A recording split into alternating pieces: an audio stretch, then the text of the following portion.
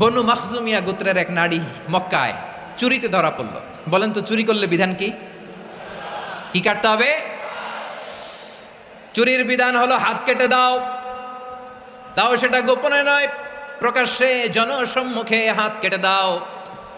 বনু মাখজুমিয়া গোত্রের নারী যখন চুরিতে ধরা পড়ল, সাহাবারা চিন্তায় পড়ে গেলেন।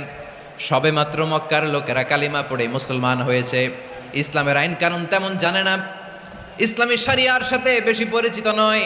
এখনই যদি বিশ্বনবী চুরির যেই বিধান এটা যদি কায়েম করে হাত যদি কেটে দেয়, না জানি মক্কার লোকেরা আবার বিগড়ে যায়, না জানি মক্কার লোকেরা আবার মুরতাদ হয়ে যায়, না জানি মক্কার লোকেরা ইসলাম থেকে দূরে সরে যায়। চলো চলো সাহাবীরা মিলে পরামর্শ করলেন, চলো বিশ্বনবীর কাছে যেয়ে বলি, ও নবী, শুধু কেবলমাত্র একমাত্র এই নারীর জন্য চুরির হাত কাটার বিধানটা আপনি একটু থামিয়ে দেন। চুরির হাত কাটার যে বিধান এইখানে একটু রহিত করে দেন, বাকিগুলা কইরেন মদিনাতে যে চলবে, কিন্তু মক্কায় এবারের জন্য মাফ করে দেন। কিন্তু কে বলবে? এই যে পরামর্শ, সাজেশন, এটা কে দিবে বিশ্বনবীর কাছে? সাহাবারা চিন্তায় পড়ে গেলেন।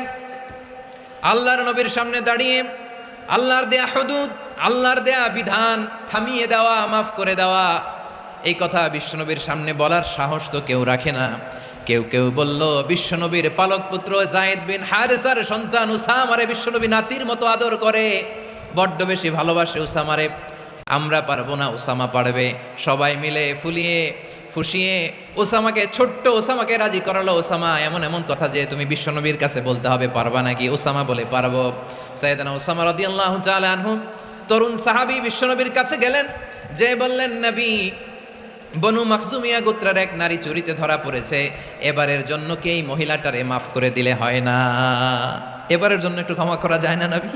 বিশ্বনবী বলেন, আতাশফাউ ফি হাদ্দিম মিন হুদুদিল্লাহ, তোমার এত বড় সাহস উসামা, তুমি আল্লাহর হাত, আল্লাহর দেয়া বিধান, এটার ব্যাপারে সুপারিশ করতে এসেছো?